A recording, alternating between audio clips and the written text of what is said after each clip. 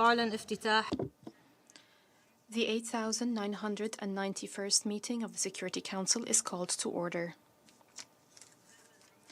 The provisional agenda for this meeting is Threats to International Peace and Security. The agenda is adopted. In accordance with Rule 37 of the Council's Provisional Rules of Procedure, I invite the representative of the Ukraine to participate in this meeting. It is so decided. In accordance with Rule 39 of the Council's Provisional Rules of Procedure, I invite the following briefers to participate in this meeting. Ms. Rosemary DiCarlo, Under-Secretary General for Political and Peacebuilding Affairs, and Ms. Izumi Nakamitsu, High Representative for Disarmament Affairs. It is so decided. The Security Council will now begin its consideration of Item 2 of the agenda. I now give the floor to Ms. Rosemary DiCarlo. Madam President, the war in Ukraine is now in its third week. Fighting continues unabated. The Russian armed forces are pursuing their offensive operations and laying siege to several cities in the south, east, and north of the country. A large concentration of Russian forces is reportedly massed along several approaches to the capital, Kyiv. The situation is particularly alarming in Mariupol, Kharkiv, Sumy, and Chernihiv, where there is shelling of residential areas and civilian infrastructure, resulting in an increasing number of civilians killed and injured. The utter devastation being visited on these cities is horrific. The numbers bear out the conclusion that civilians are paying the highest price for the conflict. As of 11 March, the Office of the High Commissioner for Human Rights has recorded a total of 1,546 civilian casualties, including 564 killed and 982 injured since the start of the invasion on 24 February.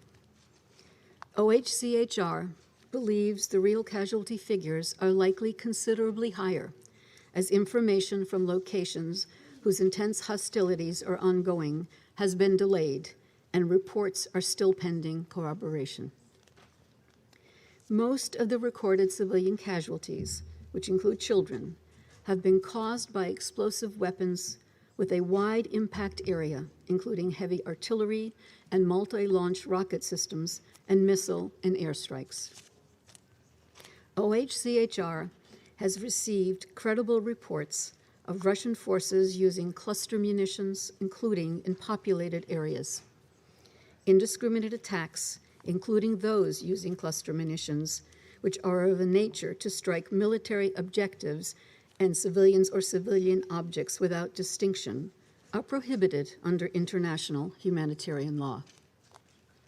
Direct attacks against civilians and civilian objects, as well as so-called area bombardment in towns and villages, are also prohibited under international law and may amount to war crimes.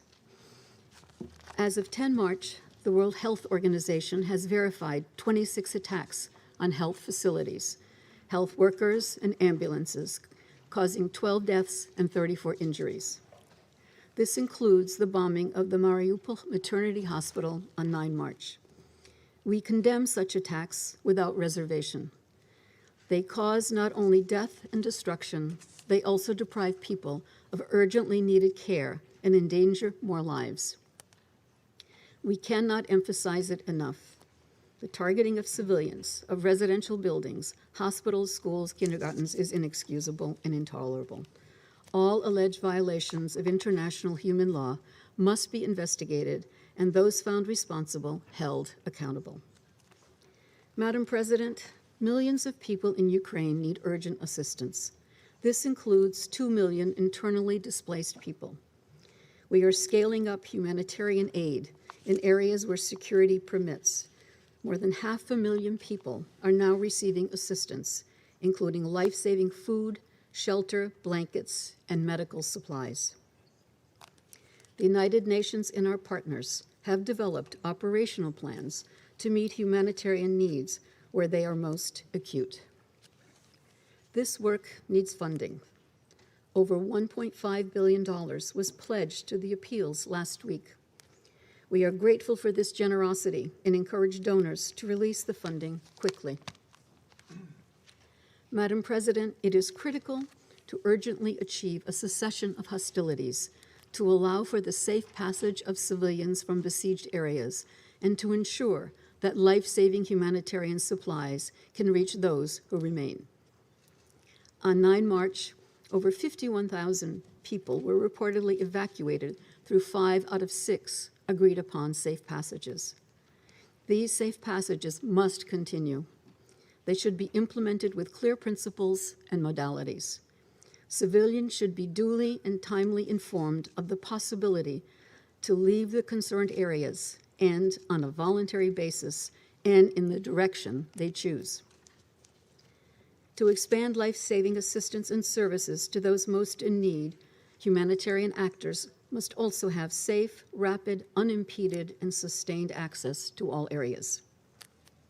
We commend the humanitarian actors on the ground who are staying and delivering in a highly volatile situation.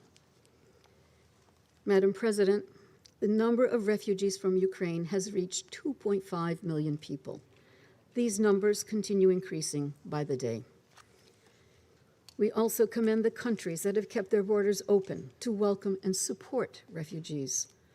All people fleeing Ukraine, including third country nationals, need access to safety and protection in line with the principle of non-refoulement and without any form of discrimination. Madam President, the need for negotiations to stop the war in Ukraine could not be more urgent. We note the 3 rounds of talks held thus far between Ukrainian and Russian delegations. We call for such efforts to intensify, including to further secure humanitarian and ceasefire arrangements as a matter of priority. We urge the sides to build on their contacts, such as the meeting yesterday between the foreign ministers of Ukraine and the Russian Federation in Antalya, Turkey. The logic of dialogue and diplomacy must prevail over the logic of war. The Secretary General is grateful to the many member states working in pursuit of a diplomatic solution to this dangerous conflict. He is in regular contact with regional and other leaders, and his good offices remain available. Madam President, let me affirm the U.S. commitment to Ukraine's sovereignty, independence, and territorial integrity within its internationally recognized borders. As the war grinds on, there's already much reflection about its implications beyond the tragedy it represents for Ukraine. We increasingly hear the use of terms such as turning point, defining moment, end of multilateralism. I believe this is not an exaggeration. Indeed, some consequences are already being felt economically and politically. Perhaps most alarming are the risks the violence poses to the global framework for peace and security. We must do everything we can to find a solution and put an end to this war. And we must do it now. Thank you, Madam President. أشكر السيدة دي كارلو. I thank Ms. Di Carlo for her briefing. I now give the floor to Ms. Izumi Nakamitsu. Madam President, distinguished members of the Security Council, I thank Council members for the opportunity to brief you this morning. I am aware of reports that certain public health facilities are in areas impacted by armed conflict putting the safety of those facilities at risk. I appeal to all parties in this conflict to ensure the safety of all such facilities in Ukraine. I am aware of media reports regarding allegations of biological weapons programs. The United Nations is not aware of any biological weapons programs. That is largely thanks to the 1972 Biological Weapons Convention, which prohibits the development, production, acquisition, transfer, stockpiling, and use of biological and toxic weapons. The Russian Federation and Ukraine are both states parties to the convention. In addition, the Russian Federation is a depository government under the convention. All states parties to the convention have undertaken never in any circumstances to develop, produce, stockpile, or otherwise acquire or retain biological weapons.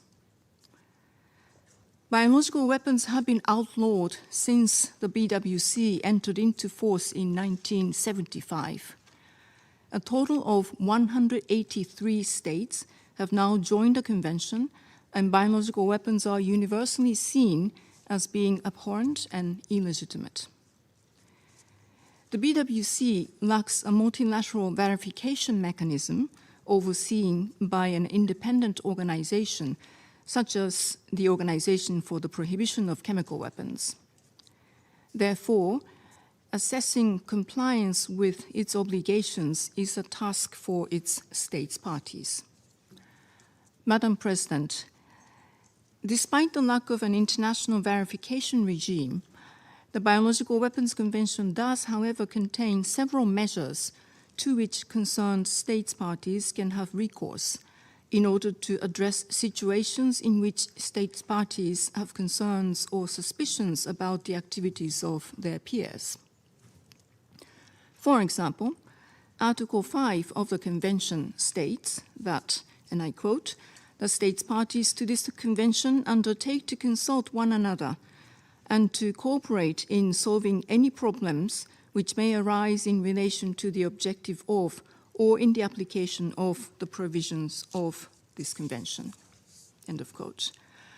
Within the framework of Article 5, states parties have established an annual exchange of information based upon the submission of confidence-building measures.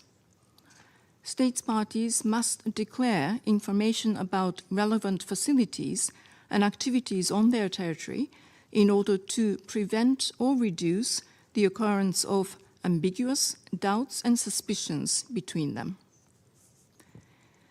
The Russian Federation and Ukraine both participate annually in the confidence-building measures.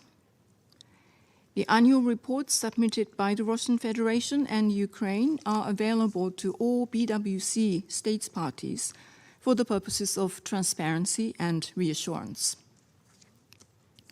In addition, and also within the framework of Article 5 of the Convention, states parties have developed procedures for clarifying ambiguous and unresolved matters, including the possible convening of a formal consultative meeting to consider such matters.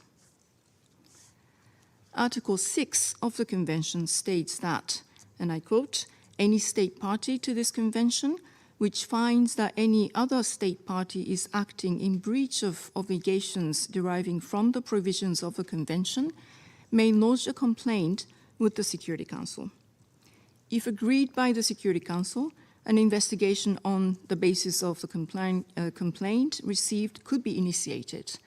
Article 6 of the Convention has never been activated.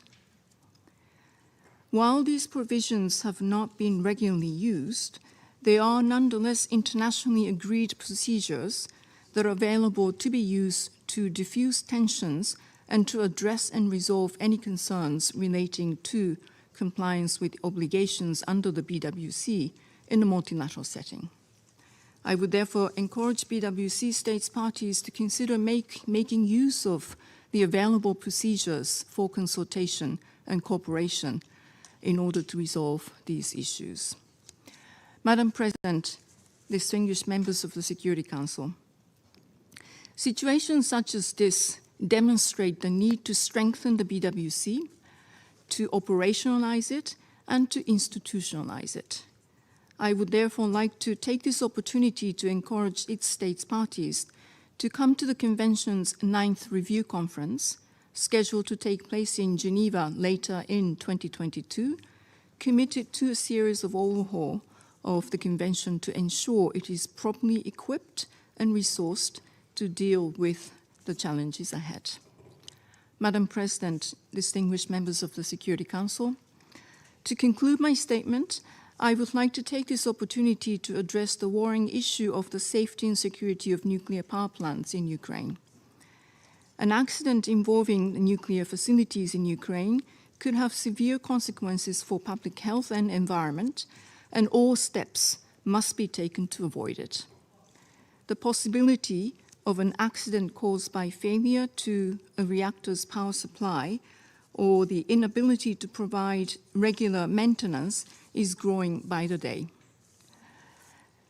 The forces in effective control of nuclear power plants in Ukraine must ensure their safe and secure operation.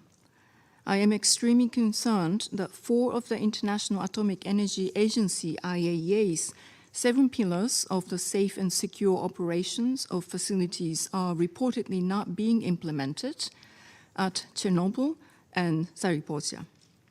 Communications must be fully restored, and operating staff must be allowed to properly carry out their duties and to do so free of undue pressure.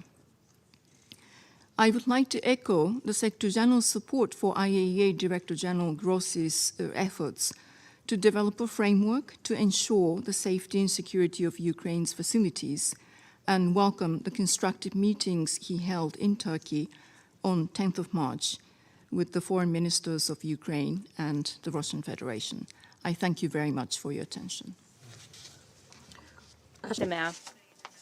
I thank Ms. Nakamitsu for her briefing.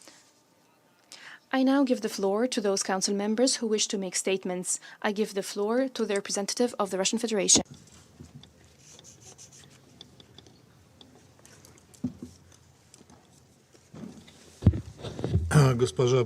Madam President, distinguished colleagues, the coronavirus pandemic, COVID-19 pandemic, has shown us how vulnerable humankind is when facing biological threats.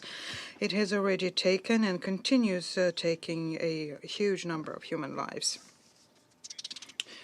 In 1975, when the Convention on Banning the Biological and Toxin Weapons Convention came into force, we had the hope that the world managed to get rid itself of at least those biological threats which are created by men, because everyone who signed this understood the huge risks of using biological weapons and decided to forego any plans to develop it. Unfortunately, we have reason to believe that these hopes have not been fully fulfilled. We convene the meeting today because, as Russia is conducting a special military operation in Ukraine, we discovered a truly shocking fact of emergency cleanup by the Kiev regime of the traces of a military biological program which is being implemented by Kiev with support by the United States Ministry of Defense. Our Ministry of Defense, Russian Ministry of Defense, now has documents which confirms that on the territory of Ukraine there was a network consisting of at least 30 biological laboratories in which very dangerous biological experiments are being conducted, aimed at strengthening the pathogenic qualities of the plague, anthrax, tularemia, cholera, and other lethal diseases using synthetic biology. This work is being done and funded and supervised by the Defense Threat Reduction Agency of the United States, including in the interest of the National Center for Medical Intelligence of the United States Ministry of Defense. The key role in implementing this program was placed by the Central Reference Laboratory with the Biosafety Level 3 using for its the basis of the Ukrainian scientific anti-plague institute named after Mechnikov and located in Odessa. An active participant here was also conducted by research centers in other cities of Ukraine, in Kiev, in Lvov, in Kharkov, in Dnipro, in Kherson, in Ternopil, in Uzhhorod, and Vinnytsia. The results of this work were being sent to military biological centers in the United States, including into the U.S. Army Medical Research Institute of Infectious Diseases, into the Walter Reed Army Institute of Research, into the Naval Medical Research of U.S. Navy, and into the U.S. Army Biological Warfare Laboratories in Fort Detrick, which used to be being key facilities of the American program to develop biological weapons. All of these materials are available on the website of our Ministry of Defense, and our Ministry of Defense is describing them in the course of their daily briefings. Let me just dwell on the more salient examples. Our military became aware of the details of the project UP4, which was being conducted in laboratories of Kiev, Kharkov, and Odessa. The goal is to study the possibility of spreading particularly dangerous infections using migratory birds. And this includes the highly pathogenic influenza H5N1, whose lethality for people reaches 50%, as well as in the Newcastle disease. Yeah, there was another project where the vector of the potential agents of biological weapon, bats, were considered.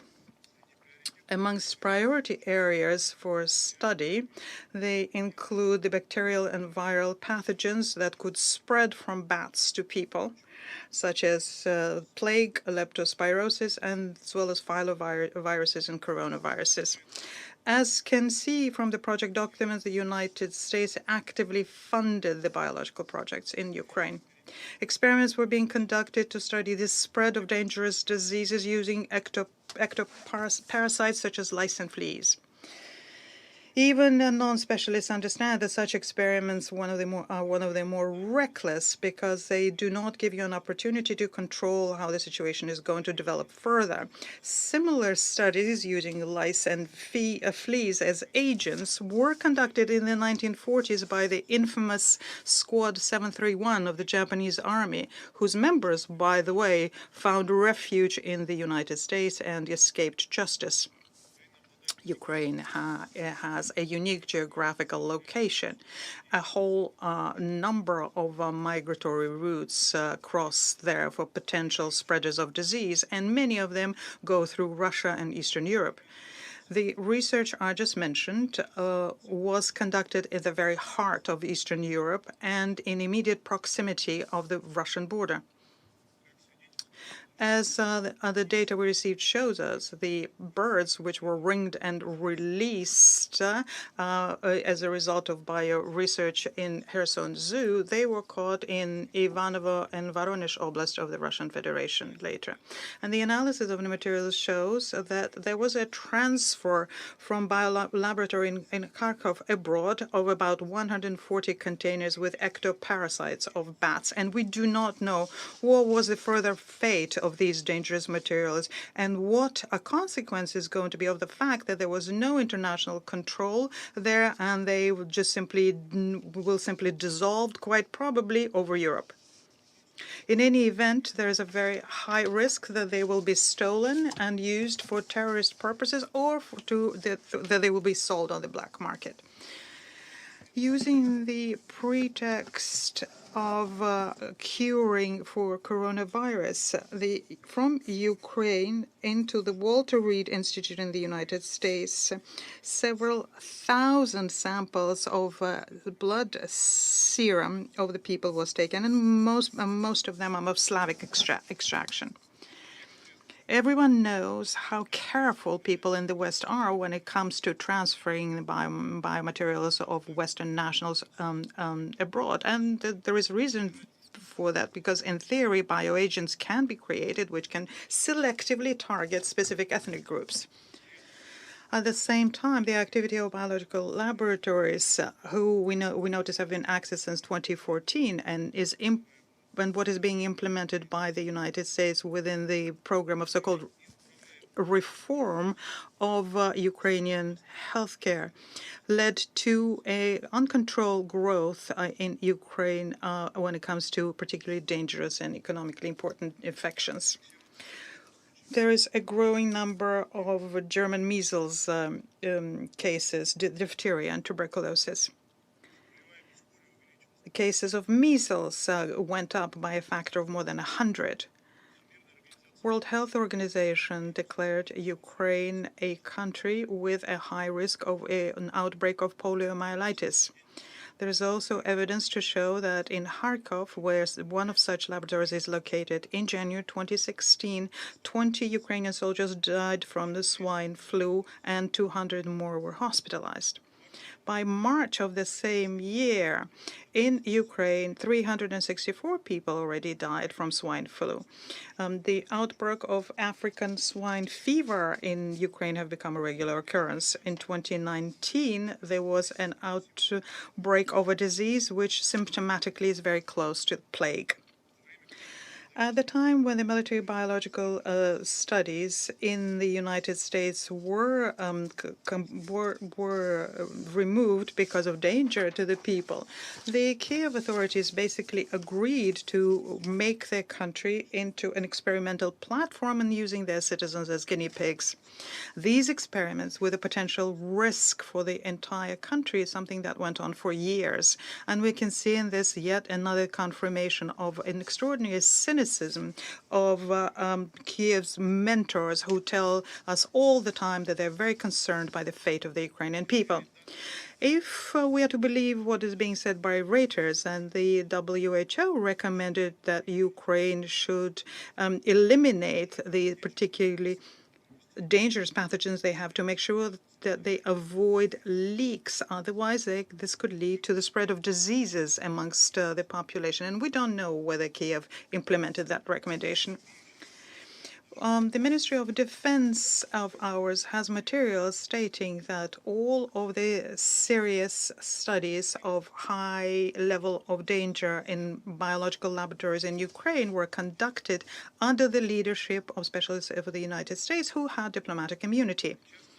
Currently, according to our Ministry of Defense, the Kiev regime, according to the request of their Western mentors, are trying to clean it all up to make sure that the Russian side does not find direct evidence that the United States and Ukraine are violating Article 1 of Biological and Toxin Weapons Convention. Their biological programs are being urgently closed up, and the Ministry of Health of Ukraine set us as a goal to, as of the 24th of February, fully destroy the bioagents in laboratories. The analysis of instructions in laboratories tells us that the order of liquidations is aimed at their irretrievable elimination. Our analysis shows that in Lviv alone, 233 containers with leptospirosis agents were destroyed, 30 with tularemia, 10 with brucellosis, 5 with plague. Overall, 320 containers. The nomenclature and the excessive number of biopathogens leads us to believe that these work were conducted within the framework of a military biological program. I would like to address my colleagues from Europe separately. Right next to the European Union, you've had an experimental platform for extremely dangerous biological trials. And we call upon you to think about a very real biological danger to the people in European countries, which can result from an uncontrolled spread of bioagents from Ukraine, which, as we have seen with COVID-19, is impossible to stop. And if there is such a scenario, then all Europe will be covered by it. Representatives of the United States provide confusing information about the involvement of the United States in this activity. Victoria Nuland, Assistant Secretary of State, basically confirmed the fact that there were dangerous studies being conducted in Ukrainian laboratories in Congress in 8th of March. There was a direct question put by Senator Marco Rubio, and she replied and said that in Ukraine, there are research structures which should not end up in the hands of the Russian armed forces. End of quote. At the same time, the State Department continue insisting that on the territory of Ukraine, there are no laboratories under the control of the United States. We would like to, in this regard, put a question to the American delegation. How can this tally with the agreement of 2005 between your Ministry of Defense and Ministry of Health of Ukraine about cooperation in the area of development technologies and pathogens which could be used so as to develop bioweapons? This document exists in the internet, and in line with Article 3 of this agreement, the Ministry of Defense of the United States can extend assistance to the Ministry of Health of Ukraine in the area of joint biological research, determining threats from biological agents and working out a response to them as relates to, and I quote, to the dangerous pathogens deployed on objects on the territory of Ukraine. And I would like to underscore here that biological threats, because of its very nature, knows no borders. There is no region in the world today who can feel safe. The United States are overseeing several hundreds laboratories in about 30 countries in the Middle East and Africa, Southeast Asia, and also on the perimeter of the former USSR. Placing it under international verification is something that Washington categorically refusing to do. They've blocked, since 2001, a legally binding protocol under the Biological and Toxic Weapons Convention about creating an effective verification mechanism to ensure compliance. And this can but lead us to the thought that the United States have something to hide. I call upon colleagues in these regions to think about what kind of an activity Washington is conducting on their territory, what the consequences for your people will be. I can foresee what the reaction will be from our Western colleagues, who I'm sure are going to be saying now that all of this information is fake and Russian propaganda. But this is self-delusion, and I do not think this will be helpful to the European people in case there are outbreaks in Ukraine or neighboring states with further spread and bringing in their wake dangerous diseases. The risk of this is very real, given the interest that the radical nationalist groups in Ukraine are showing towards the work with dangerous pathogens conducted together with the Ministry of Defense of the United States. We also know that in the case of any such incident, Pentagon told their Ukrainian colleagues to immediately accuse the armed forces of the Russian Federation of this, say that they are striking against scientific and medical institutions, and or link these incidents with the Russian diversionary groups. The Ministry of Defense of Russia continues analyzing the biological situation in Ukraine and the materials we keep receiving. What we told you today is a very small portion of the information that we have. Detailed information is something that we will disseminate in the very near future. As an official document of Security Council, you will be able to study it. We think it is our duty to keep the Security Council informed of the situation when it comes to the military biological activity by the United States in Ukraine. It creates real risk for international peace and security, and we intend to revert to the discussion of this topic in the very near future. We do not exclude the possibility of invoking the mechanism of Articles 5 and 6 of the Biological and Toxic Weapons Convention. At present, however, we expect to hear responses from the American side to the questions that we put. I thank you, Madam President. أشكر ممثل الاتحاد الروسي على بيانه. I would like to thank the representative of the Russian Federation, and I give the floor to the representative of Albania.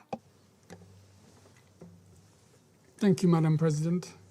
Let me thank USG DiCarlo and USG Nakamisutu for their information. I would like to make the following points.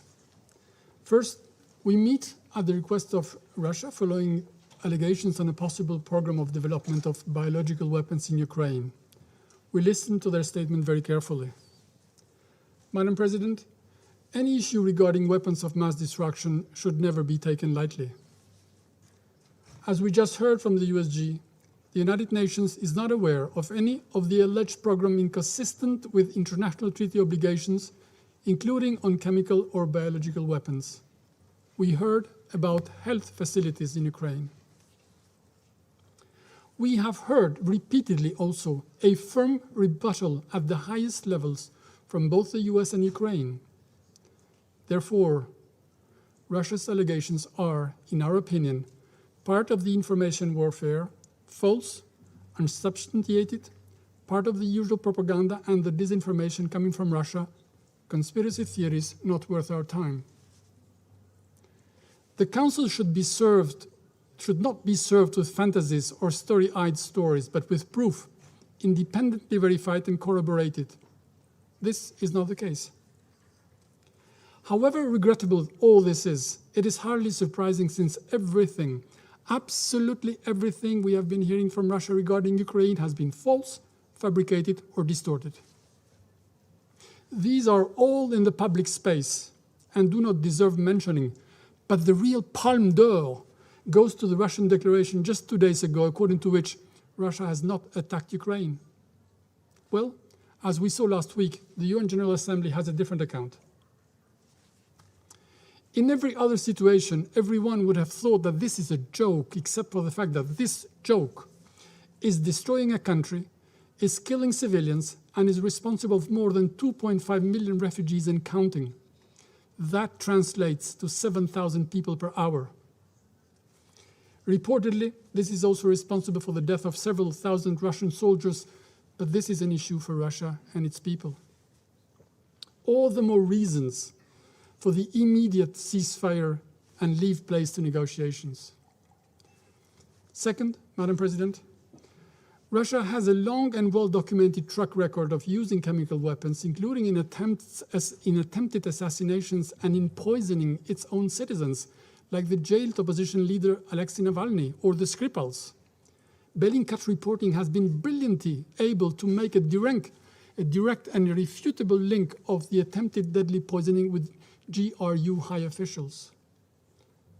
We should therefore be very worried that in spreading such disinformation, a crescendo of allegations about weapons of mass destruction could serve as yet another pretext for Russia to prepare the ground and use chemical or biological weapons during its ongoing invasion of Ukraine while accusing others. After all, Russia has accused Ukraine of genocide in Donbass, which is ridiculous. It has also accused Kiev of seeking to produce nuclear weapons, which is outrageous. It has accused Ukraine of bombarding its own cities, which is preposterous. As we have heard many times, including yesterday, Russia has and continues to support the regime of Bashar al-Assad in Syria, which has used chemical weapons against the civilian population. Dear colleagues, what should retain our attention and deserves our time is the escalating situation that is wrecking 2 countries, threatening a whole continent, and disrupting the entire world. 15 days into this brutal invasion and the growing armed might of Russia, with the open complicity of Belarus, has stalled before the steel-clad and indisputable right of a nation to defend its land. Russia's goals are as abhorrent as the means it is using to achieve them. We are horrified by the catastrophic situation in Mariupol and other besieged cities where civilians are starved, by the use of cluster ammunition and in urban areas, as we heard during the briefing, by the redoubling of blind shelling and bombardments, by more than 26 assaults on various health-related facilities or including ambulances, as confirmed by the WHO and confirmed during this meeting, by outrageous and immoral acts which constitute war crimes. These are facts. Nothing seems to be going as planned in Ukraine. The unprovoked, unjustified, and premeditated act of aggression by Russia, again with the complicity of Belarus, lacks any legal or moral ground. The very ones that in turn empower Ukrainians to fight heroically, be ready to die for the ideals they believe in, for the right to choose who they want to be shapers of their own destiny. In this respect, we welcome the conclusions of the European Council, which, among others, welcomed the will of Ukraine to join the European Union. We are warm-hearted by the Ukrainian resistance, incomprehensible maybe to the invader, and which should be seen as an inspiration and a reminder that freedom always prevails over tyranny. Let's not forget, colleagues, if Russia makes its way into Ukraine, it will not stop there. It will want more. And as history reminds us, aggression works like a drug. This is why David must and will prevail. I thank you. أشكر ممثل ألبانيا على بيانه وأعطي الكلمة لممثلة الولايات المتحدة. Thank Albania. The United States, please. Thank you, Mr. President. And thank you to our briefers for your remarks this morning. Russia asked the Security Council for today's meeting for the sole purpose of lying and spreading disinformation, and that is exactly what you have heard from the Russian PR this morning. You also heard from Ms. Nakamitsu that the UN is not aware of any biological or chemical weapons programs in Ukraine. Last month, Secretary Blinken laid out with tragic accuracy what Russia was about to do. He specifically warned that Russia would manufacture a pretext for attack and even cautioned that Russia would fabricate allegations about chemical or biological weapons to justify its own violent attacks against the Ukrainian people. Today, the world is watching Russia do exactly what we warned it would. Russia is attempting to use the Security Council to legitimize disinformation and deceive people to justify President Putin's war of choice against the Ukrainian people. And China, too, has been spreading disinformation in support of Russia's outrageous claims.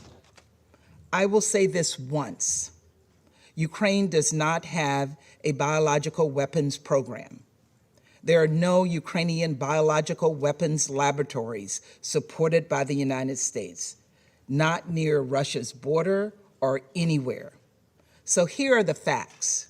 Ukraine owns and operates its own public health laboratory infrastructure. These facilities make it possible to detect and diagnose diseases like COVID-19, which benefit us all. The United States has assisted Ukraine to do this safely and securely. This is work that has been done proudly, clearly, and out in the open.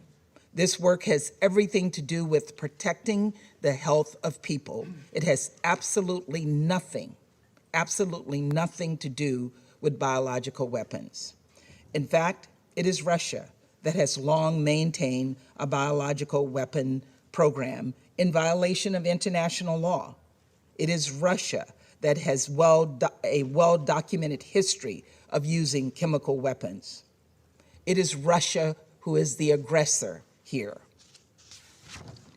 It was Russian operatives who poisoned Alexei Navalny and Sergei and Yulia Skripal with nerve agents. It is Russia that continues to support the Assad regime in Syria and shield it from accountability when the UN and the OPCW have confirmed that Assad has repeatedly used chemical weapons over the past several years. And we're deeply concerned that Russia's calling for this meeting is a potential false flag effort in action. Exactly the kind we have been warning about, including from Secretary Blinken here in the Security Council last month.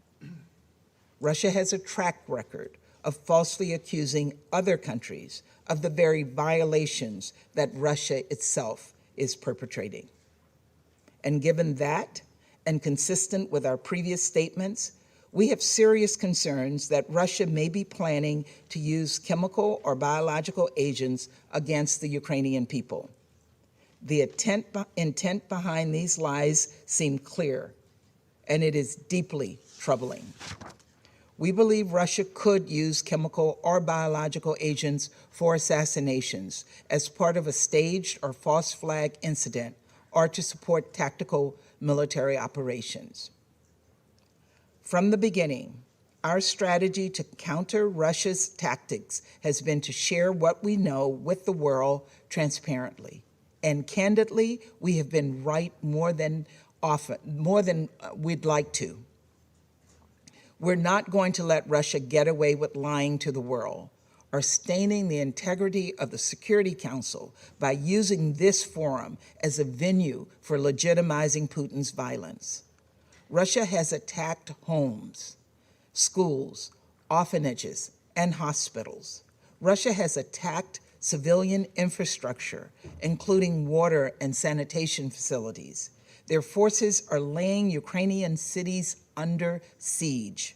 Hundreds of thousands of civilians now don't have access to electricity for heat or drinking water to stay alive.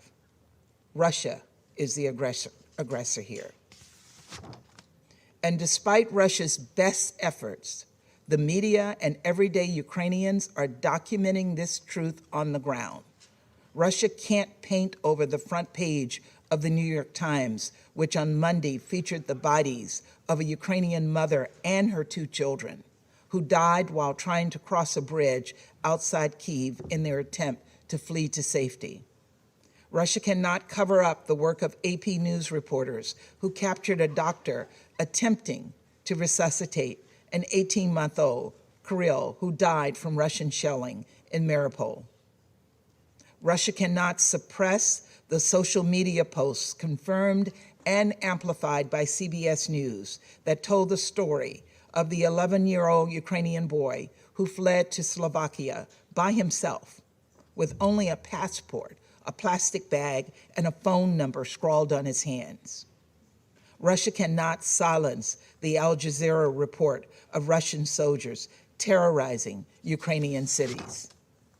And Ukrainian journalists are risking their lives every day to deliver to the world the latest on-the-ground facts, such as Novo Vremye reporting on the reckless behavior of Russian forces toward Ukraine's nuclear facilities. Russia is failing in its quest to create an alternative reality. In fact, not even Russian diplomats can keep their propaganda straight. Just yesterday, the Kremlin spokesman said he didn't have clear information about the Russian forces who fired on a maternity hospital. Then the foreign minister himself denied Russia attacked Ukraine at all, right before admitting that Russia deliberately targeted this maternity hospital in Mariupol. Their fabrications didn't matter because the world had already seen the searing images broadcast on CNN of bloodied pregnant women being evacuated from the scene of Russia's attack on the hospital. Even Russia's own citizens are tiring of such lies. Russian athletes are writing "No war" on their shoes and on TV cameras. Russian citizens are marching in the streets and protesting Putin's war of choice.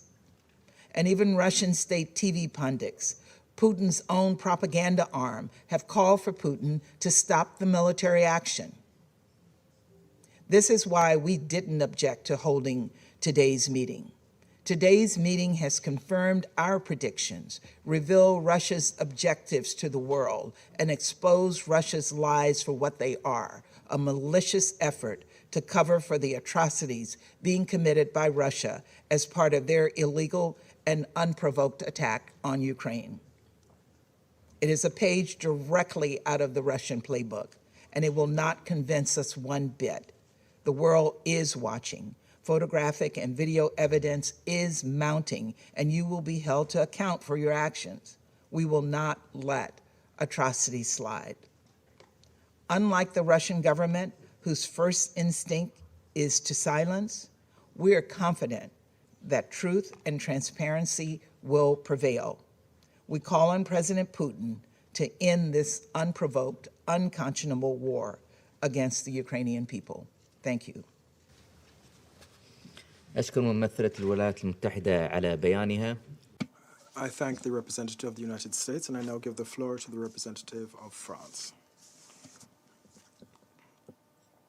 Mr. President, I thank Mesdames Di Carlo and Nakamitsu for their briefings. I wish to denounce in the strongest of terms the unfounded allegations of Russia. Russia would have us believe that chemical attacks are being prepared in Ukraine. Russia would also have us believe that there are bioweapon research laboratories. Let us be serious. No one is fooled by Russia's lies.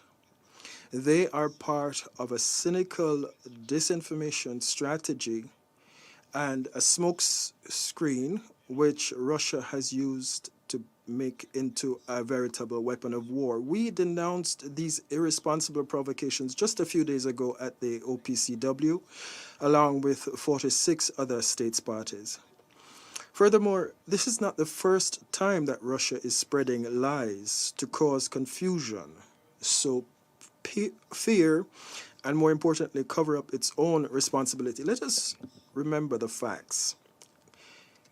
It is Russia and not Ukraine that resorted to chemical weapons in recent years on European soil. It is also Russia which is seeking to cover up through disinformation the chemical attacks of the Syrian regime. France is very concerned at the possibility that this disinformation campaign may be the prelude to the use of a chemical or biological weapon orchestrated by Russia in Ukraine. These weapons are banned under international law. They must never be used in no context whatsoever by whomever. Russia committed to this by ratifying the Convention on the Prohibition of Biological Weapons and the Convention on the Prohibition of Chemical Weapons. The briefings that we heard this morning are clear. The reality is that Russia premeditated its aggression against a sovereign state. It violated the United Nations Charter. And the reality is that Russia pushed millions of Ukrainians into the streets and led to the most serious humanitarian crisis in Europe since the Second World War. Russia is the one that for the past 15 days has been daily bombing Mariupol and so many other Ukrainian cities and civilian installations in violation of international humanitarian law. It is Russia which each day is killing more Ukrainian innocents. Neither disinformation nor the veto can mask this harsh reality. Neither will the laws adopted by Moscow to muzzle the press and the voices against the war in Russia. Russia can fool neither Russians nor the world. Thank you. أشكر ممثل فرنسا على بيانه. I thank the representative of France, and I now give the floor to the representative of the United Kingdom. Thank you, Mr. President. Russia has today brought into the Security Council a series of wild, completely baseless, and irresponsible conspiracy theories. Let me put it diplomatically. They are utter nonsense. There is not a shred of credible evidence that Ukraine has a biological weapons program. Ukraine is a state party to the Biological and Toxin Weapons Convention in good standing. As we've heard, the research facilities are established facilities set up to deal with public health hazards. The UN briefers today have confirmed this. This is yet another lie in Russia's disinformation campaign. They said they would not invade Ukraine. They then invaded. Foreign Minister Lavrov then said they hadn't invaded, and he repeated this absurdity yesterday. A whole pack of lies. They said Ukraine was preparing a dirty bomb. That was a lie too. They said yesterday that a pregnant woman staged her injuries in the Mariupol hospital bombing. That was a grotesque lie. Russia is sinking to new depths today. But this Council must not get dragged down with it. So let's get back to the facts. Russia is invading Ukraine in violation of international law. Russia is killing hundreds of civilians through indiscriminate shelling of Ukrainian cities. It is using cluster munitions and thermobaric rockets, weapons designed to inflict maximum damage wherever they are deployed. It is targeting hospitals and schools and committing war crimes. Thousands of Russian and Ukrainian soldiers are dead, deaths that will shatter the lives of families they've left behind. 2.5 million Ukrainians have become refugees. 1 million children forced to flee from President Putin's invasion. This is a war of choice that Russia needs to end. Colleagues, Russia has broken its commitments under the Charter, but we must not let it subvert the multilateral system itself. As the UN said today, Russia is now putting at threat the global framework for peace and security. The Security Council is responsible for addressing many serious conflicts around the world. We have important work to do. We do not sit in this chamber to be an audience for Russia's domestic propaganda. And we should not allow Russia to abuse its permanent seat to spread disinformation and lies and pervert the purpose of the Security Council. Let us resolve today that this Council remains focused on the real threats to international peace and security. I thank you. I thank the representative of the United Kingdom for her statement. I give the floor to the representative of India.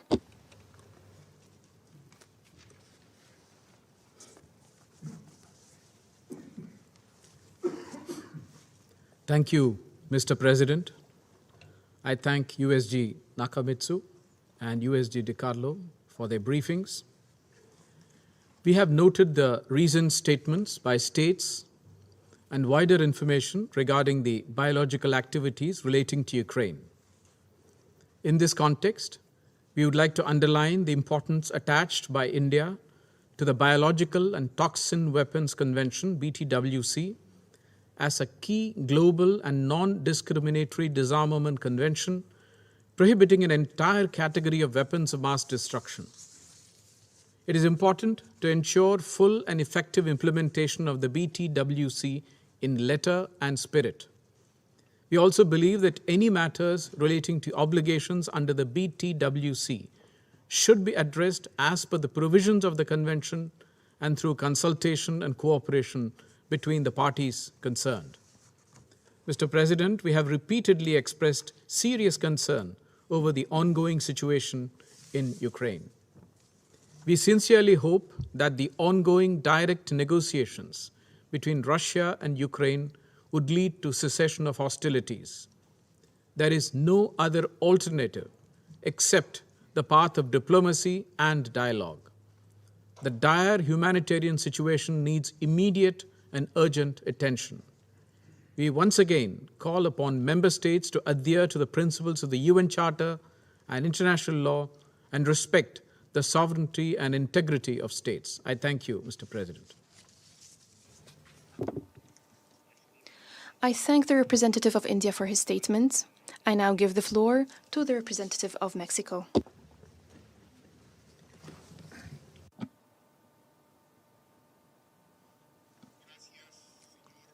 Thank you, Mr. President. We thank the Undersecretary General Rosemary DiCarlo and High Representative Nakamitsu for their briefings, and we take note of the information they shared with us.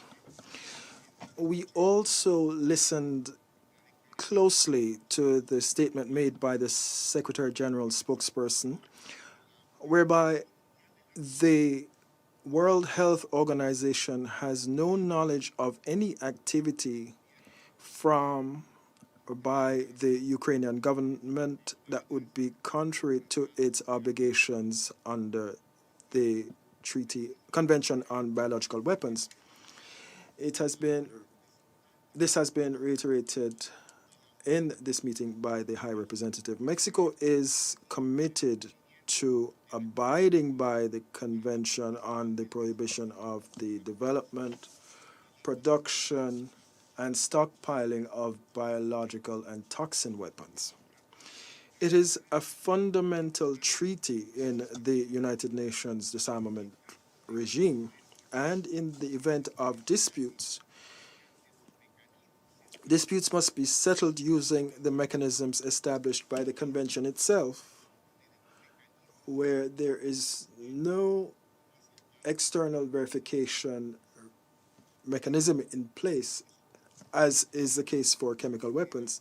And it's timely that we remember that Article 5 of that convention stipulates that the states parties to this convention should undertake to consult one another and to cooperate in solving any problems which may arise in relation to the objective of or in the application of the provisions of the convention. And it also states that consultation and cooperation pursuant to the convention may also be undertaken through appropriate international procedures within the framework of the United Nations and its charter. President, Mexico categorically opposes the use of biological weapons by any actor and under any circumstance. And against any attack against medical, scientific, or facilities in Ukraine, we conclude with an urgent call for a ceasefire, and until such, we call for the establishment of a sustainable humanitarian pause that will ensure protection for the civilian population and access to humanitarian assistance for those who need it without restrictions or exclusions. Thank you, Mr. President. I thank the representative of Mexico for his statement.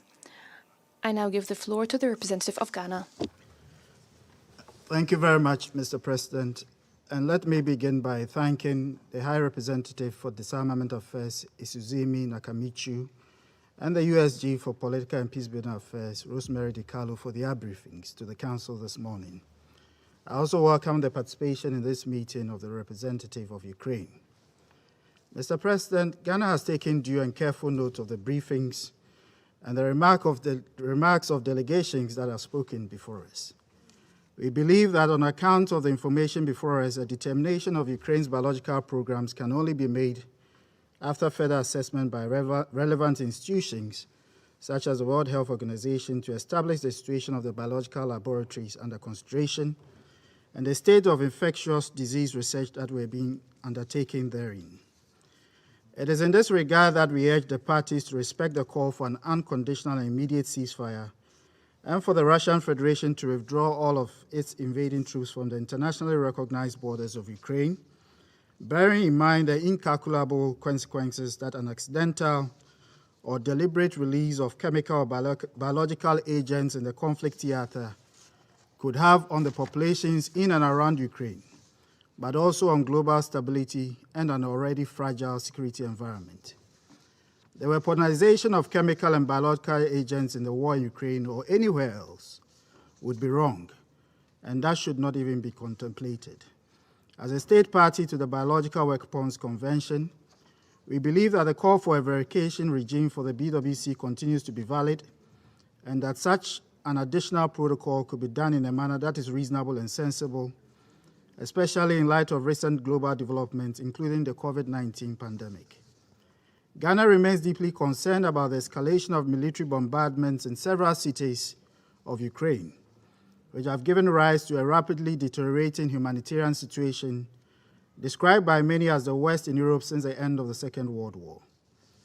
We are also concerned by the transmission of shocks of the war in Ukraine within the global economy and the disproportionate impact that developing countries and small economies are having to bear on account of this war, many of whom are already in the throes of the COVID-19 pandemic and contend with the deaths of several thousands from the socioeconomic consequences of the pandemic beyond the scope of global attention.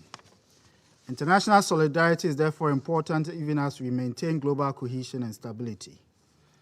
We remind the warring parties of their obligation to respect and comply with their commitments under international law, international humanitarian law, and human rights law. In particular, we call for the protection of civilians and humanitarian workers in Ukraine in accordance with the provisions of the Fourth Geneva Convention of 1949 relative to the protection of civilian persons in the time of war. Mr. President, in concluding, let me recall Ghana's long-held view that the possession or proliferation of weapons of mass destruction, including chemical and biological weapons, neither assures international peace nor national security. We all therefore have a responsibility to ensure that we eliminate such weapons from the present civilization we are seeking to build. I thank you very much for your kind attention. I thank the representative of Ghana for his statement. I give the floor to the representative of Ireland. Thank you very much, Mr. President, and I'd like to thank the High Representative Nakamitsu and Under Secretary General De Carlo for their sober briefings this morning. Mr. President, Ireland deeply regrets the decision of the Russian Federation to call for today's meeting. It has done so for no other reason than to advance baseless claims against Ukraine and the United States. Ireland has a long-standing and clear policy on biological, chemical, and other weapons of mass destruction. It is intolerable that Russia, as part of its attempts to excuse its unjustifiable and unlawful aggression against Ukraine, is making unsubstantiated and unfounded claims against Ukraine regarding the alleged development and possible use of biological and chemical weapons. The prohibitions on biological and chemical weapons must not be undermined. Given the reckless disregard for nuclear safety and security shown by Russian forces since the start of the invasion, there are fears for CBRN safety arising from the invasion. This in no way, however, supports the claims of weapons of mass destruction development in Ukraine. We are familiar with this approach by the Russian Federation. It forms part of a long-standing pattern by the Russian Federation to use disinformation in multiple multilateral fora to distract, deny, and cover up its own transgressions and aggressions. Ireland considers it unacceptable to levy such accusations against Ukraine, a state party in good standing to the Treaty on the Non-Proliferation of Nuclear Weapons, the Chemical Weapons Convention, and the Biological Weapons Convention. These instruments are doing their vital job of ensuring non-proliferation of weapons of mass destruction, and no evidence has been advanced to support such allegations in these fora. Earlier this week, 48 states, including Ireland, challenged these unsubstantiated claims by Russia in the OPCW. I urge the Russian Federation to cease its campaign of disinformation and not to use this council as a platform to spread disinformation. Such harmful actions demean this body and its role in maintaining international peace and security. Mr. President, the Russian Federation's invasion of Ukraine has created a humanitarian catastrophe. In another effort to mislead and misinform, we've been told by the Russian Federation that the humanitarian crisis we are seeing in Ukraine is not a result of its actions. However, as UN briefers confirmed again today, it is clear that the Russian offensive is causing the suffering of millions, resulting in a rapidly rising toll of internally displaced persons and refugees in need of humanitarian assistance. Millions of people in Ukraine are struggling with the humanitarian consequences of this senseless aggression. Whatever is agreed or not agreed on humanitarian safe passage, civilians and civilian infrastructure must be protected. Compliance with international humanitarian law is not optional, it is an obligation. Full, safe, and unhindered access to provide humanitarian assistance is urgently needed. Mr. President, one more time, Ireland urges the Russian Federation to immediately cease hostilities, unconditionally withdraw from the entire territory of Ukraine, and refrain from further threat or use of force of any kind against Ukraine. It is beyond time to choose dialogue and diplomacy as the only pathway to resolve this conflict. Thank you, Mr. President. I thank the representative of Ireland for her statement. I give the floor to Norway.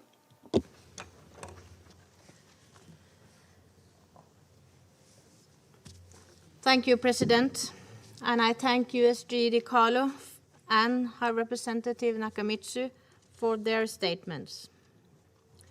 2 weeks ago, the Russian Federation, in blatant violation of international law, chose to wage an outright war against its peaceful neighbor, Ukraine. We reiterate our condemnation of this act of aggression. A few days later, Russia misused its veto to prevent the Security Council for fulfilling its mandate to maintain international peace and security. And today, Russia has called for a meeting based on an uncorroborated narrative, insinuating that Ukraine is developing biological weapons. This impacts the credibility of this council. Let us not forget the real threat to international peace and security that we are witnessing, an illegal war waged by the Russian Federation against another sovereign UN member state. And we condemn the use of cluster munition by the Russian Federation, confirmed here today. The Russian invasion was preceded by fabricated claims and unfounded allegations. And it is intolerable that Russia now makes the unsubstantiated claim that Ukraine was preparing aggressive action with the use of biological weapons. Similar allegations have also emerged when it comes to chemical weapons production. As we heard from the UN briefers, they are not aware of that Ukraine has developed or planned to use either chemical or biological weapons. President, Norway remains a staunch supporter of the Biological Weapons Convention, which remains one of the pillars of disarmament and the non-proliferation of weapons of mass destruction, together with the Non-Proliferation Treaty and Chemical Weapons Convention. And we condemn any use of such weapons, which would constitute a clear violation of these conventions. The convention have established a total ban on chemical and biological weapons. All states parties were obliged to destroy their stocks of such weapons when they entered into these two agreements. Universal adherence and full implementation by all state parties are key. And I would like to remind that Russia must, as a party to both conventions, uphold their international obligation just like all states parties must. Chemical and biological weapons cannot and must not be used in war. President, I am deeply concerned by the growing humanitarian crisis in Ukraine, and we are appalled by the blatant lack of respect for international humanitarian law displayed by the Russian military forces. In particular, the blatant disregard for their obligation to protect the Ukrainian civilian population. Every day we see numerous reports of Russian shelling of homes, schools, hospitals and other critical civilian infrastructure. This is unacceptable and must stop. The horrifying reports from this week's attack on a medical facility in Mariupol are yet another example of the disrespect for international humanitarian law. The space for humanitarian action must be restored, and it must be protected in a way that ensures continuous and sustained humanitarian access. Russia must end this war now. We need a withdrawal of all forces and engagement in good faith toward a political solution. Diplomatic solution must prevail. Thank you. أشكر ممثلة. I would like to thank the representative of Norway and give the floor to China. Thank you, Mr. President. Mr. President,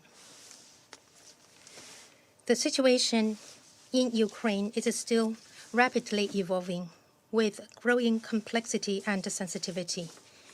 What is most needed now continues to be to intensify diplomatic efforts, reduce tension, and bring the Ukrainian issue back to the track of a political settlement as soon as possible, while making efforts to prevent a massive, large-scale humanitarian crisis. Stop fighting and hostilities is a widespread desire of the international community.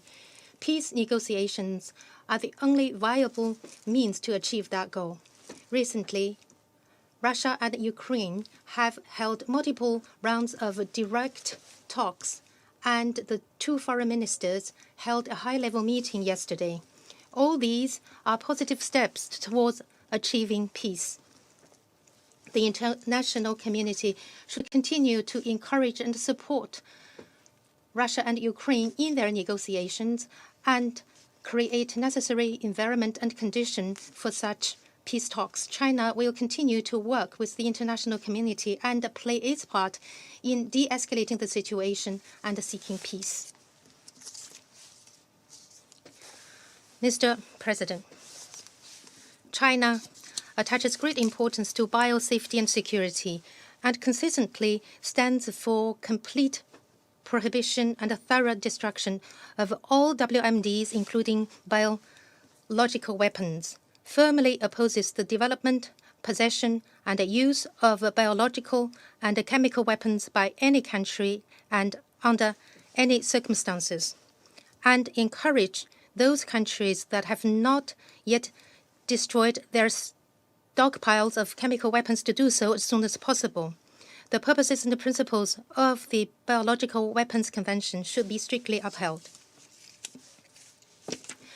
Biological weapons are weapons of mass destruction.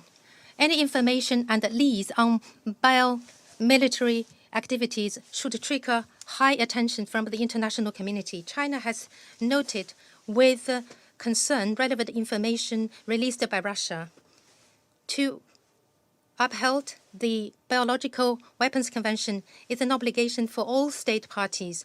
The concerns raised by Russia should be properly addressed.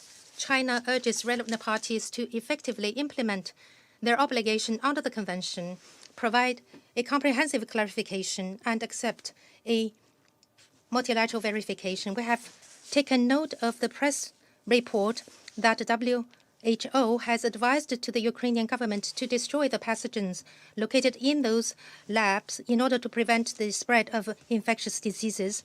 We look forward to be receiving more specific information on this. Under the current situation and for the sake of public health, we call for ensuring the safety and security of relevant laboratories. Mr. President, the U.S. representative in her statement made a groundless allegations against China, which we firmly reject. The international community have been raising concerns about the U.S. military biological activities. They have around the world 336 laboratories. This number comes from the information provided by the U.S. to the Conference of State Parties of the BCW. The U.S. said they are for transparency. If they believe the relevant information is fake, all they can do is to provide us with relevant data, provide clarification so that the international community can draw a conclusion by itself. Thank you, Mr. President. I would like to thank the representative of China for his statement and give the floor to Brazil.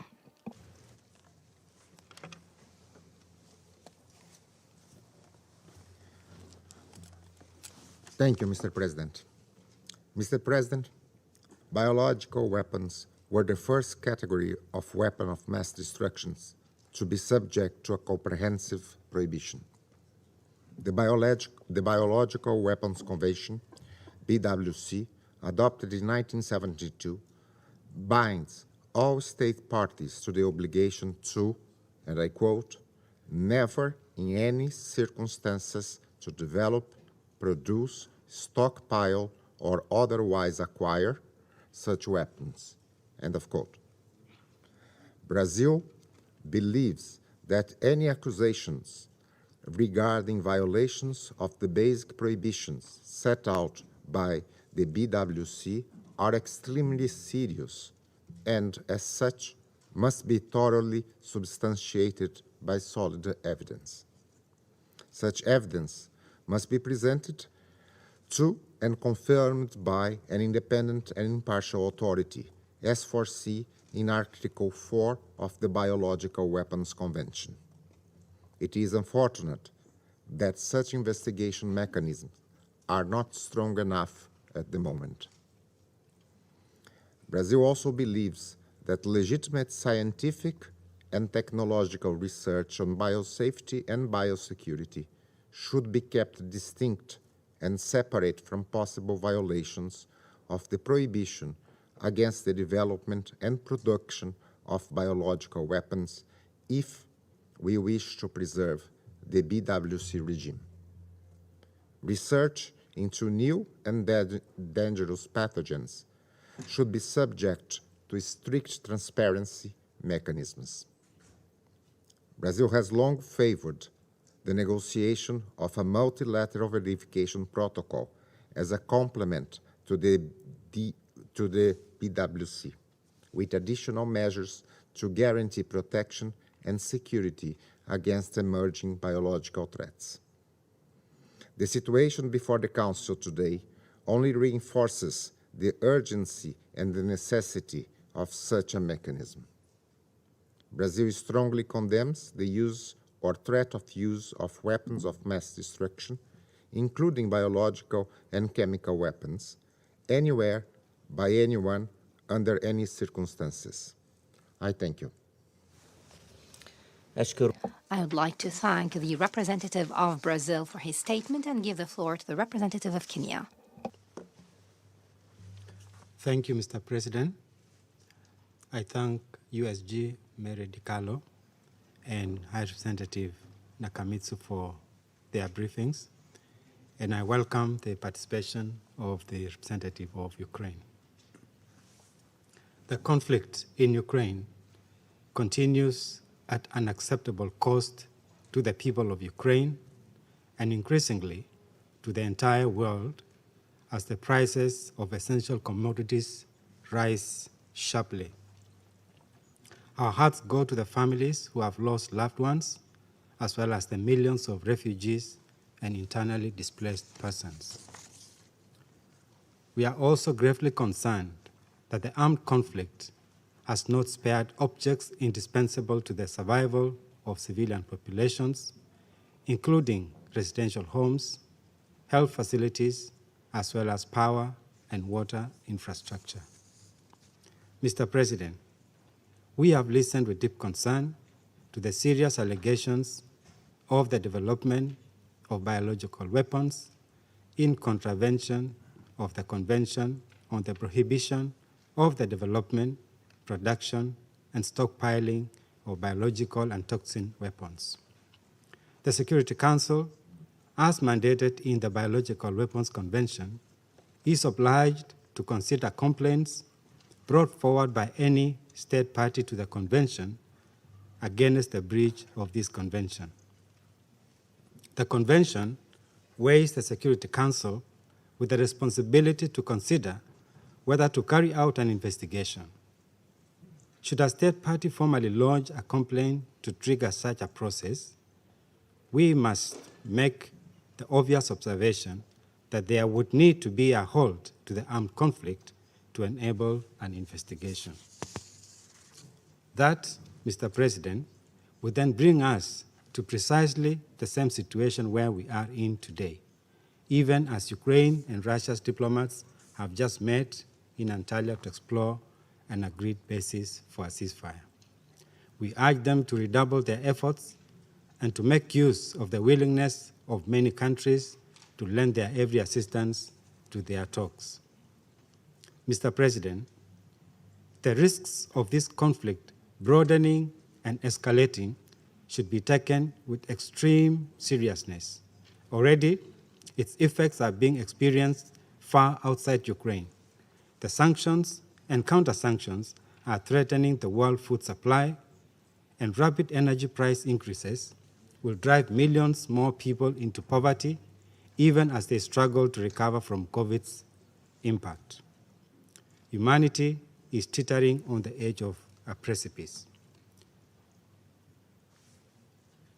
The coming economic shock, if a ceasefire is not imminently announced, will be accompanied by a political crisis and more conflict situations. In regard to the serious allegations we have had, whatever action is undertaken in the Security Council should be matched by a newfound commitment by all member states to the Biological Weapons Convention. We urge its 183 states parties to seize the opportunity of the 9th Review Conference later this year to strengthen the biological weapons regime and the norms that safeguard humanity from the threat of use of these abhorrent weapons. Ultimately, Mr. President, the only way out of this crisis is to pause the armed conflict and give a chance to dialogue to shape a stable European security order in which the sovereignty and territorial integrity of all members is protected. I reaffirm Kenya's recognition of the sovereignty, territorial integrity, and political independence of Ukraine within its internationally recognized borders. I thank you. I would like to thank the representative of Kenya for his statement and give the floor to the representative of Gabon.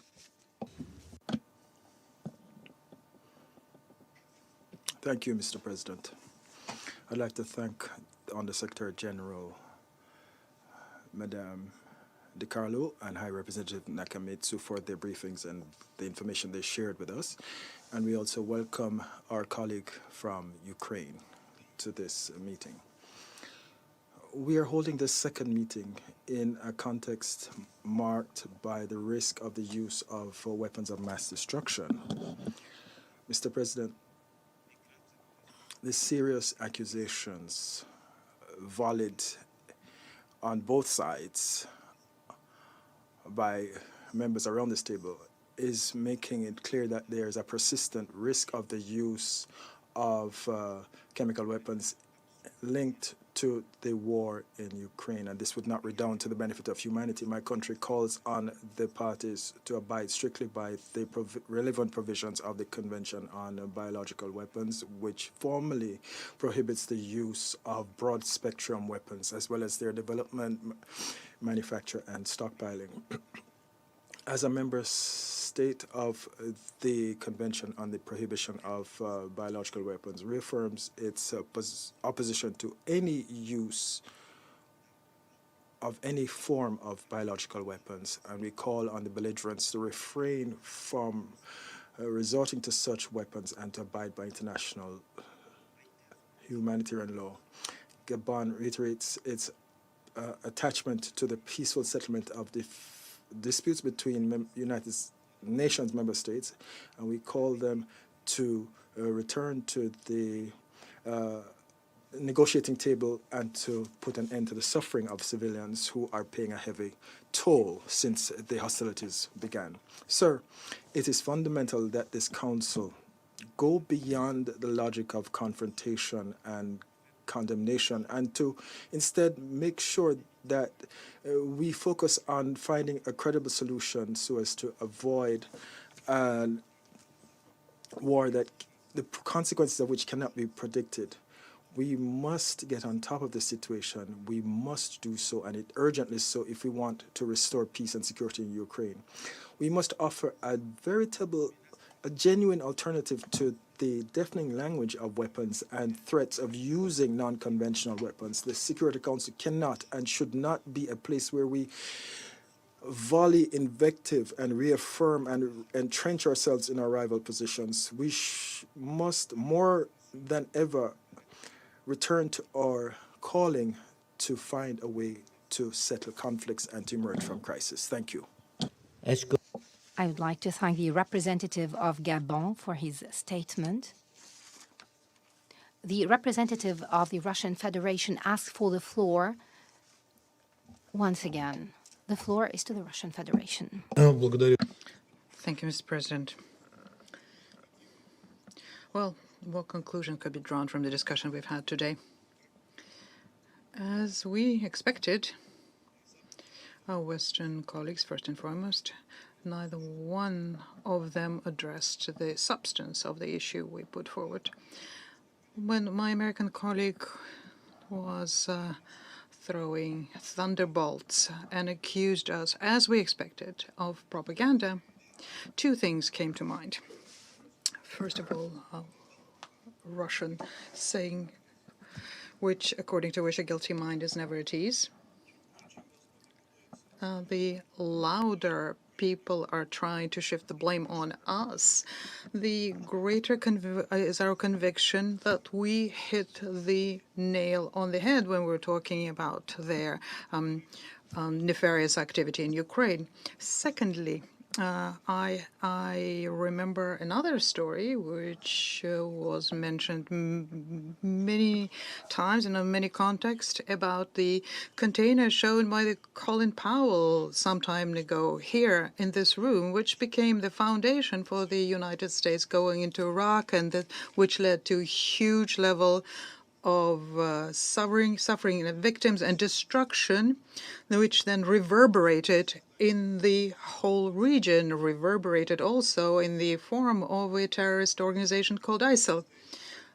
That is the real palm d'or that the Albanian colleague mentioned today in his statement. Many of you said that you are unaware of the military biological programs in Ukraine. That doesn't mean that they didn't exist in actual fact.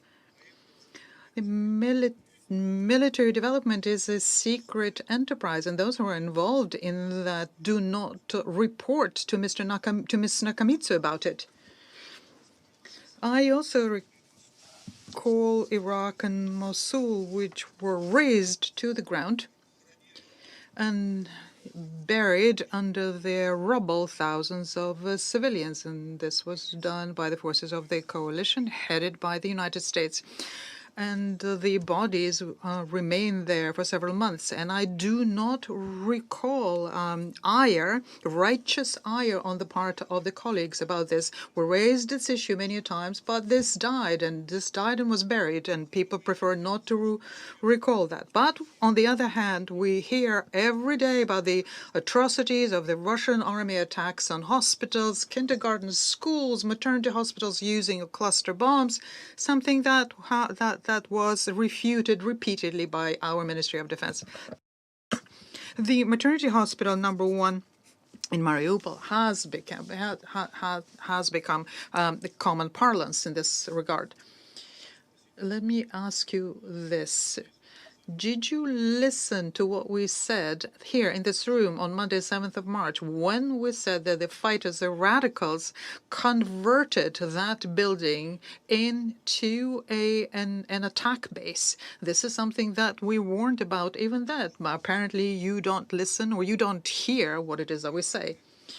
Did you see the photos of the allegedly destroyed maternity hospital, the building of the hospital destroyed by a bomb? What you can see there is a building without windows, but it's not destroyed. Here are the photos. Can you imagine what would have happened to a building if it underwent a bomb strike or shelling, as well as to those who were inside the building? What would have happened to it? So we have the videos from inside the building. Here they are. And they show that there is disorder, overturned furniture, and untouched intact chairs. Once again, can you imagine what kind of destruction would have remained in the wake of a building hit by a rocket or a bomb? Ask military specialists, they will tell you. They have already said that. They show the photos of a crater near the building, which resulted from an exploded mine. At the same time, we are being told about the 17 wounded in the building, and not a single death, by the way. And by way of evidence, what is showed is a false picture of a Ukrainian blogger, Mariana Podgorskaya here, she was shot by an AP stringer, Evgeny Maloletka. This blogger lady is using two different kinds of makeup to present herself as two different women in photographs. And this is something that was revealed by the network users themselves. We are dismayed by the dirty campaign to blame us for intentionally shelling a civilian infrastructure. You are accusing us of propaganda and fake, whilst ignoring a huge number of fakes which are being churned out in Ukraine and in the West, so as to conduct a special psychological operation. At the same time, you coyly going over in silence over the fact that you have basically shut off your access to Russian sources of information. We found a great deal of new things these days about the freedom of speech that you seem to champion. I would like to react now to my UK colleague. She quoted Minister Lavrov incompletely as usual when he said that we did not start the war. This is the exact quote. We did not start this war. We want to end it. And it is true that the war was not begun by us. It started 8 years ago by the Kiev authorities in the Donbas. Yesterday in the internet, we show a video where the Ukrainians, where military form near Kharkov, let's say, are shooting down what is supposed to be a Russian plane using a movable rocket launcher. There is a car right next to it, the car in which apparently they used to arrive there. Here's a picture. White collar Toyota bearing a logo of the United Nations. We've already asked this question to the representative of this secretariat, and the answer was that UN vehicles are not being used by the Ukrainian territorial defense. We insist on this incident being investigated by the UN. Even it turns out that this is not a UN car. Nonetheless, using a UN logo on a car which is used for military activities is unacceptable, I think. أشكر ممثل الاتحاد الروسي على بيانه. I thank the representative of Russian Federation for his statement. The representative of the United States asked for the floor for the statement. You have the floor. I know that you expect me to respond, but we're not going to give any more airtime to the lies that you're hearing today. It's beneath this council, and there's only one aggressor here, and that is Russia. And we hope they will be able to find it in their conscience to end the attacks and stop the suffering of the Ukrainian people. Thank you. أشكر ممثلة الولايات المتحدة. I thank the representative of the United States for her statement. I now give the floor to the representative of Ukraine. Well, thank you, Mr. President. Distinguished members of the Security Council, Madam Under-Secretary General DiCarlo, Madam Under-Secretary General Nakamitsu. I should also acknowledge the presence of a separate category here, a representative of the aggressor state who sits in the seat of the Soviet Union in the Security Council, the status of which was recognized by the General Assembly Resolution ES 11/1, and that is the status of aggressor state. There is already a long record of Russian lies established here in the Council, and only the recollection of the items of lies over the last 2 weeks will take perhaps an hour or so. But let me mention just a couple lowest of the lowest, and I would not hesitate to mention them again after the representative sitting in the Soviet seat just referred to them. Let me quote his kingpin, Russian Foreign Minister Lavrov, who said yesterday, indeed, I quote, "We do not plan to attack other countries. We did not attack Ukraine either." End of quote.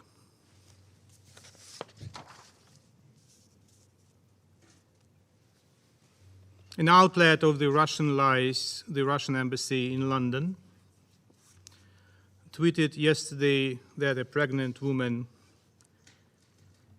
is in the attacked maternity hospital in Mariupol, was wearing makeup and was playing multiple roles of pregnant women. And indeed,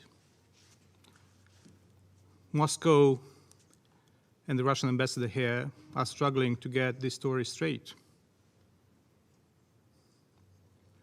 Kremlin spokesman Peskov told Reuters in the immediate aftermath of the strike on Wednesday that, I quote, "Russian forces do not fire on civilian targets," end of quote. On Thursday, he told reporters that the Kremlin would look into the incident, I quote, "because you and I don't have clear information about what happened there," end of quote. Following a meeting with the Ukrainian foreign minister in Turkey on Thursday, Russian Foreign Minister Lavrov took a different stance, as he claimed without evidence that the hospital in Mariupol was a warranted target because the building had been seized long ago by Ukrainian armed groups.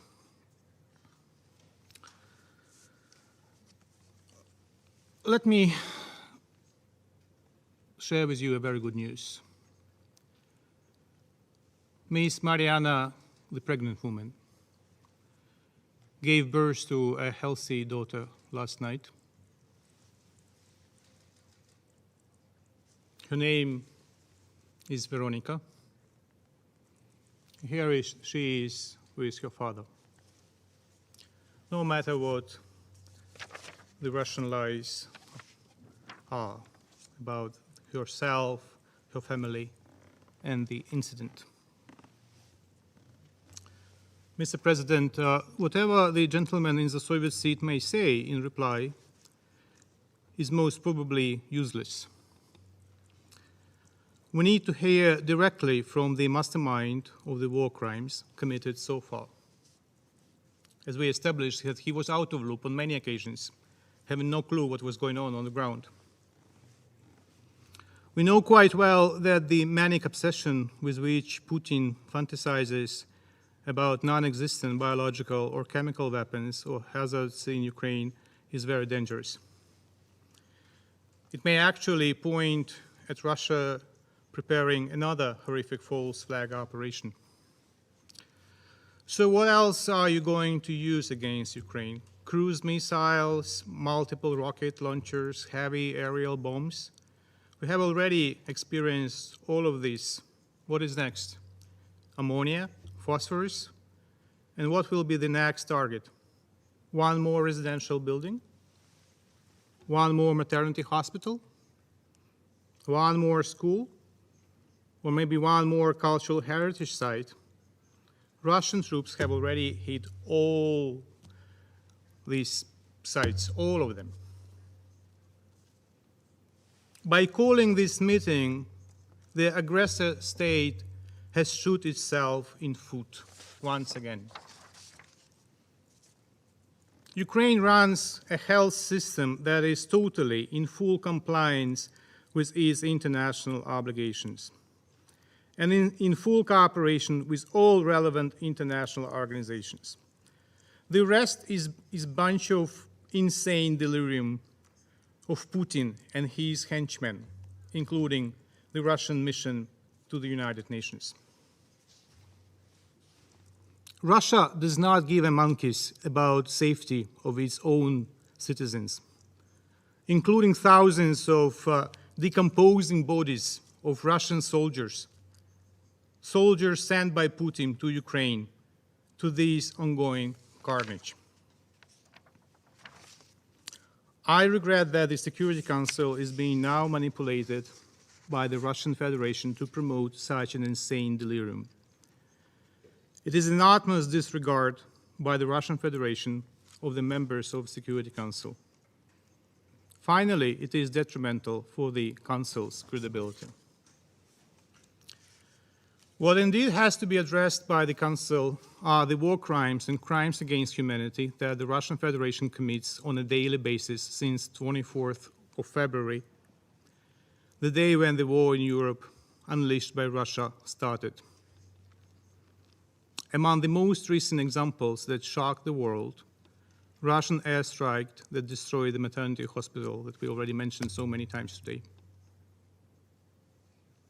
Russian indiscriminate shellings and airstrikes have almost destroyed Mariupol, one of the most beautiful cities on the Azov Sea, and killed 1,582 civilian residents of that city, according to the local administration. For the first time since the World War II, people are being buried in mass graves in Ukrainian cities. I would like to use this opportunity to ask the gentleman in the Soviet seat, if you are really connected, wired to Moscow, please talk to Moscow to release the kidnapped mayor of the city of Melitopol.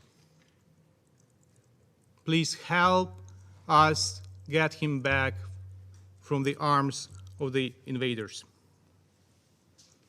Kharkiv, Chernihiv, Sumy, Izium, Akhtirka, Volnovakha, and many other Ukrainian cities are being razed to the ground. Documents and maps seized by the Ukrainian troops from Russian prisoners of war confirm that bombardments of residential areas had been planned in advance. Captured Russian pilots at today's press conference in Kiev have reconfirmed that they deliberately dropped the bombs on residential areas. The number of civilians killed by the Russian troops exceeds military losses. Many people have lost their homes. More than 1.5 million left Ukraine, almost 2 million by now, across the western border. Hundreds of thousands, if not millions, became IDPs. Only from Kharkiv, 600,000 people were evacuated by trains. The main efforts are now focused on ensuring safe passage of civilians through humanitarian corridors. Unfortunately, the arrangements are often violated by the Russian troops. Awful pictures and footages taken near the destroyed breach in Irpin with killed civilians, including entire families who tried to flee the occupied areas, have circled and horrified the globe. Russia must not use civilians as hostages in human shield. By exposing cities to indiscriminate shelling and creating a dire humanitarian situation, deliberately shelling civilians during the evacuation from the besieged Ukrainian cities, Russia is forcing civilians to flee their homes and providing only a corridor to its territory or to Belarus. So-called green corridors proposed by the aggressor for sending people to Russia and Belarus could be considered as forcible deportation of protected persons according to international humanitarian law. Mr. President, Ukrainian people are being killed and Ukrainian cities are being destroyed as we are compelled to listen to the Russian absurd fakes in the Security Council. Fakes created in a desperate attempt to whitewash the war against Ukraine. Russian aggression threatens us all, and there is an urgent need to be resolute in countering uncivilized, barbaric, and mean actions by Russia. The sooner the aggressor is stopped and held accountable for his crimes, the safer our world will be. I will not end before I read several paragraphs from an open letter from 194 Nobel laureates. I quote, "The undersigned Nobel laureates voice our support for the Ukrainian people and the free and independent state of Ukraine as it faces Russian aggression." 194 Nobel laureates. In a move that recalls the infamous attack of Nazi Germany on Poland in 1939, using similar tricks of feigned provocation, the government of the Russian Federation, led by President Putin, has launched an unprovoked military aggression, nothing else but a war against its neighbor, Ukraine. We choose our words carefully here, for we do not believe the Russian people have a role in this aggression. We join in condemning these military actions and President Putin's essential denial of the legitimacy of Ukraine's existence. We respect the calm and the strength of the Ukrainian people. We are with you. Our hearts go out to the families and friends of all Ukrainians and Russians who have died and been injured already. May peace come to this piece of our beautiful world. End of quote. I thank you. أشكر ممثل أوكرانيا على بيانه. I thank the representative of Ukraine for his statement. There are no more speakers on my list. The meeting is adjourned.